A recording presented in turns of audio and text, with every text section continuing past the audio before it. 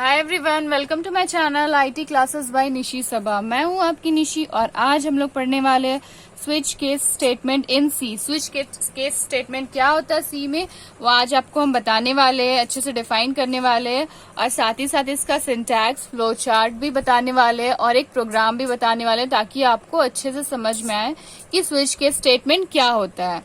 So let's start. What is switch case statement with full explanation? Switch case statement क्या होता है? Full explanation. This is a branching control statement. Switch case statement को हम लोग branching control statement भी बोलते हैं and this statement is use where the end of each case act as an exit point. ये यूज कब होता है? जब ये स्टेटमेंट तब यूज होता है जब हम लोग का एंड जो रहता है ईच केस का वो एक्ट करता है एग्जिट पॉइंट का। जैसे कि हर एक पॉइंट जो रहेगा वो एग्जिट पॉइंट की तरह ही एक्ट करेगा। From the switch statement, in this case, a number of statements are put together with different cases. इसमें क्या होता है कि हर एक केस में नंबर ऑफ स्टेटमेंट जो रहता है वो एक साथ पुट किया जाता है with different cases, अलग अलग केसेस में।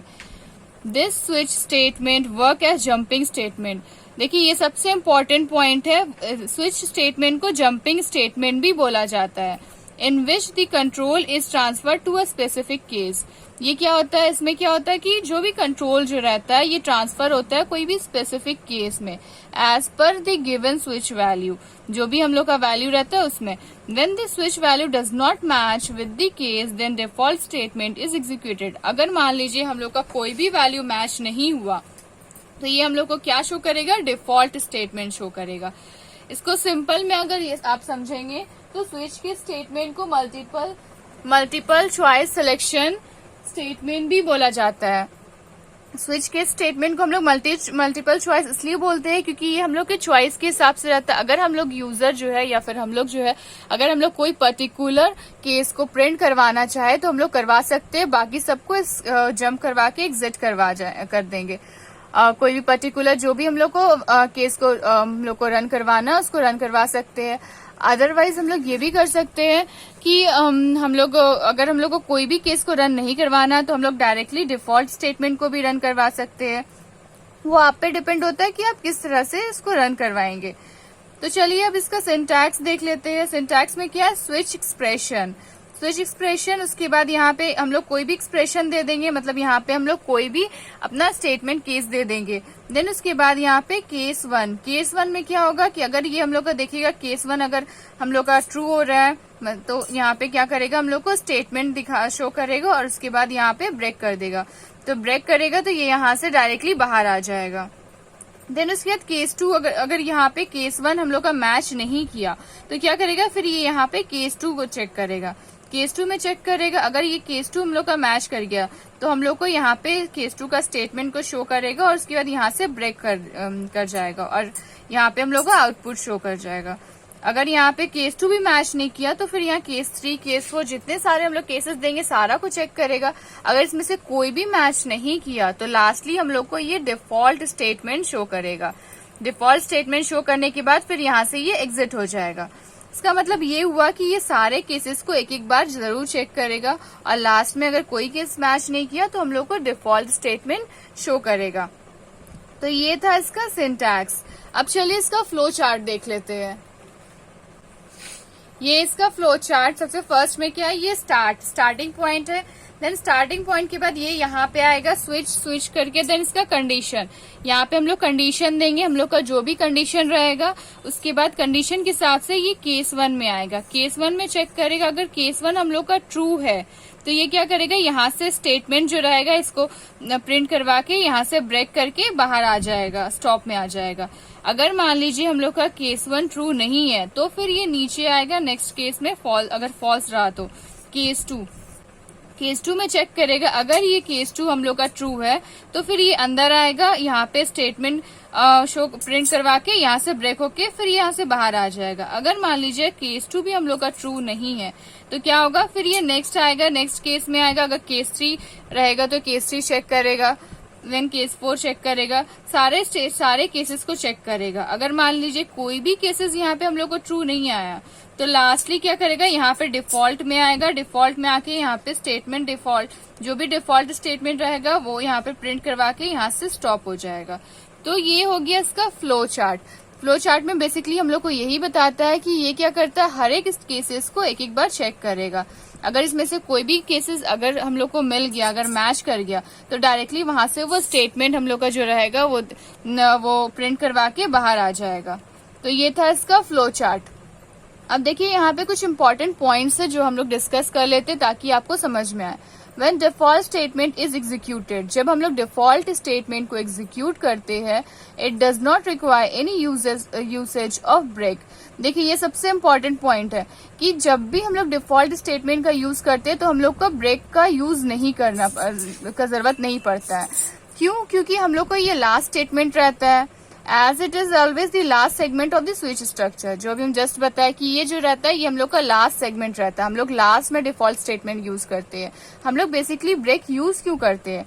ब्रेक इसलिए यूज करते हैं ताकि हम लोग का यहाँ से जो केस 2 है वो प्रिंट ना हो, यहीं से डायरेक्टली हम लोग का लूप ब्रेक होकर के बाहर आ जाए। इसलिए हम लोग ब्रेक स्टेटमेंट का यूज करते हैं। अगर मान लीजिए आप ब्रेक स्टेटमेंट का यूज नहीं करेंगे तो क्या होगा कि ये केस 1, केस 2, केस 3 जहां तक ये रन करेगा सारे केसेस को ये शो करेगा। तो इसलिए हम लोग हर एक केस के बाद वहां पे ब्रेक का यूज करते हैं। देन नेक्स्ट इसका इम्पोर्टेंट पॉइंट है, each switch case must include break keyword. जैसे अभी जस्ट बताया, हम हर एक स्विच केस में ब्रेक कीवर्ड्स का यूज करना बहुत ही इम्पोर्टेंट रहता है, वरना ये सारे आउटपुट हम लोग को सारा लाइन से सारे केसेस को शो करेगा। Next point, when n is the variable which accept the control transfer value to execute a specific case। जब हम लोग का n वेरिएबल्स रहा, अगर हम लोग का वेरिएबल्स n रहा तो हम ये क्या करेगा, ये ट्रांसफर कर देगा वैल्यू और एग्जीक्यूट करेगा कोई स्पेसिफिक केस। मतलब ये यहाँ पे सारे को चेक करते रहेगा और हम लोग को कोई भी स्पेसिफिक केस को एग्जीक्यूट करेगा। चलिए इसका अब हम लोग प्रोग्रामिंग देख लेते हैं। अगर आपको प्रोग्रामिंग देखने से ज्यादा अच्छे समझ में आएगा कि स्विच केस स्टेटमेंट क्या होता है, एक्चुअली में उसको कैसे यूज करते हैं हम लोग। ये इसका program accept the week number and display week name. यहाँ पे एक्सेप्ट करना है वीक नंबर को और डिस्प्ले करना है वीक नेम। तो सबसे फर्स्ट में hash include studio.h, hash include conio.h, ये दोनों हेडर फाइल्स हम लोग लिख लिए। जैसे हम आपको हमेशा बताते हैं कि ये दोनों हेडर फाइल्स है और ये हम लोग प्रोग्रामिंग में सबसे टॉप में सबसे पहले इसको हेडर फाइल्स को लिखते हैं। देन उसके बाद void main, then curly braces open, and w number, week number, तो हम लोग WNO ले लिए। आप चाहे तो पूरा इसको फुल भी लिख सकते थे वीक नंबर, लेकिन एक चीज होना चाहिए कि इन दोनों के बीच में स्पेस नहीं होना चाहिए। यहाँ पे अगर आप ऐसे करके वीक नंबर ऐसे लिखेंगे तो ये रॉन्ग हो जाएगा, हम लोग को स्पेस नहीं देना है। तो यहाँ पे हम WNO लिख लिए वीक नंबर। देन उसके बाद printf enter the week number, यहाँ पे हम जस्ट एक स्टेटमेंट दे दिए, enter the week number, scanf %d and WNO। तो ये क्या है, यहाँ पे %d इसलिए लिए क्योंकि एंड था इसलिए %d ले लिए। उसके बाद स्विच, यहाँ पे हम लोग का, यहाँ से हम लोग का मेन पॉइंट स्टार्ट हो रहा है जो हम लोग का स्विच के स्टेटमेंट का होता है। तो स्विच WNO, देखिए यहाँ भी हम लोग का स्पेस नहीं रहेगा, यहाँ पे हम लोग का स्पेस कहीं पे भी नहीं रहेगा। तो यहाँ पे WNO, अगर आप वीक नंबर लेंगे तो आपको ऐसे करके वीक नंबर ऐसे करके लेना पड़ेगा, या आप अगर पूरा फुल लेंगे नंबर तो इस तरह से लेंगे, लेकिन स्पेस इसके बीच में नहीं होना चाहिए। Then curly braces open, then case 1, यहाँ पे चेक करेगा केस 1। अगर हम लोग का 1 रहेगा, अगर हम लोग यहाँ पे वीक नंबर में 1 पुट देंगे तो यहाँ पे क्या करेगा, चेक करेगा केस 1 है तो केस 1 मैच कर जाएगा। तो हम लोग को प्रिंट ऑफ क्या दिखाएगा, मंडे प्रिंट करके उसके बाद ब्रेक होकर के यहाँ से बाहर आ जाएगा लूप से। अगर यहाँ पे चेक करेगा कि 1 मैच नहीं कर रहा, केस 1 मैच नहीं कर रहा, तो नेक्स्ट फिर ये आएगा केस 2 में, केस 2 में आएगा। और उसके बाद अगर ये मैच कर गया तो हम लोग को प्रिंट ऑफ ट्यूसडे शो करेगा और यहाँ से ब्रेक कर जाएगा। अगर हम लोग का केस 2 भी मैच नहीं किया तो नेक्स्ट हम लोग का केस 3 चेक करेगा। केस 3 में क्या है, प्रिंट ऑफ वेटनेसडे को अगर हम लोग का मैच कर गया तो प्रिंट करके दिखाएगा वेटनेसडे और उसके बाद ब्रेक हो जाएगा। अगर केस 3 भी मैच नहीं किया देन केस 4 को चेक करेगा। अगर केस 4 मैच कर गया तो प्रिंट ऑफ थर्सडे शो करेगा और इसके बाद ब्रेक। अगर केस 4 भी मैच नहीं किया तो देन केस 5 भी मैच नहीं किया तो केस 6 भी मैच नहीं किया तो केस 7, तो अगर इसमें से कोई भी केसेस मैच नहीं किया तो लास्टली हम लोग को कहाँ आएगा, ये डिफॉल्ट में आएगा। डिफॉल्ट printf रॉन्ग चॉइस हम लोग को क्या दिखा देगा कि रॉन्ग चॉइस, मतलब हम लोग जो चॉइस दिए है वो इसमें अवेलेबल नहीं है, रॉन्ग चॉइस है। उसके बाद यहाँ पे गेट CS से बाहर आ जाएगा। तो चलिए इसका हम लोग आउटपुट देख लेते हैं। नंबर फर्स्ट में हम लोग क्या करेंगे, यहाँ पे जैसे ही इसको रन करवाएंगे तो यहाँ पे हम लोग का एक मैसेज आएगा, enter the WNOV week number. तो यहाँ पे हम लोग वीक नंबर लेट कर लीजिए कि 3 दे देते हैं। तो यहाँ पे क्या करेगा, यहाँ पे हम लोग का वीक नंबर हम लोग कितना आ जाएगा, 3। अब यहाँ पे चेक करेगा केस 1 तो यहाँ पे 3 नहीं है, तो ये क्या करेगा, इसको प्रिंट नहीं करेगा, यहाँ से एग्जिट कर जाएगा। फिर केस 2 चेक करेगा, यहाँ पे केस 2 में भी 2 है ये, तो यहाँ पे ये प्रिंट नहीं करेगा। देन इसके बाद यहाँ पे केस 3 में आएगा। तो केस 3 में हम लोग का 3 था, हम लोग का वीक नंबर, तो 3 को यहाँ पे 3 में क्या है, प्रिंट ऑफ वेडनेसडे। तो यहाँ पे हम लोग को क्या दिखा देगा, वेडनेसडे, और यहाँ से ब्रेक होकर के बाहर आ जाएगा।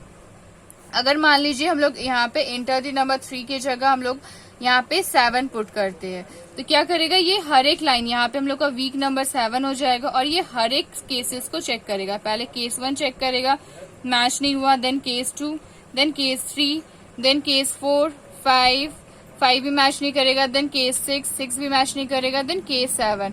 केस 7 देखिए यहाँ पे 7 है तो ये मैच कर गया। तो यहाँ पे हम लोग को प्रिंट ऑफ क्या दिखाएगा, संडे, SUN, संडे दिखाएगा और यहाँ से ब्रेक होके बाहर आ जाएगा। अगर मान लीजिए हम लोग यहाँ पे नंबर दे देते हैं 9, तो 9 यहाँ पे हम लोग का नंबर हो गया। अब 9 यहाँ पे केस 1 चेक किया, केस 2 चेक किया, 3, 4, 5, 6, 7 चेक करने के बाद देखा यहाँ पे और है ही नहीं केसेस, तो यहाँ पे लास्टली क्या हम लोग को दिखा देगा, डिफॉल्ट।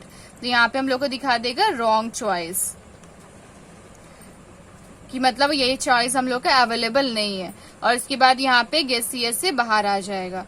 तो ये था स्विच केस स्टेटमेंट का प्रोग्रामिंग। आई होप आपको ये प्रोग्रामिंग समझ में आ गया होगा, साथ ही साथ इसका फ्लो चार्ट और इसका सिंटैक्स वगैरह भी समझ में आ गया होगा।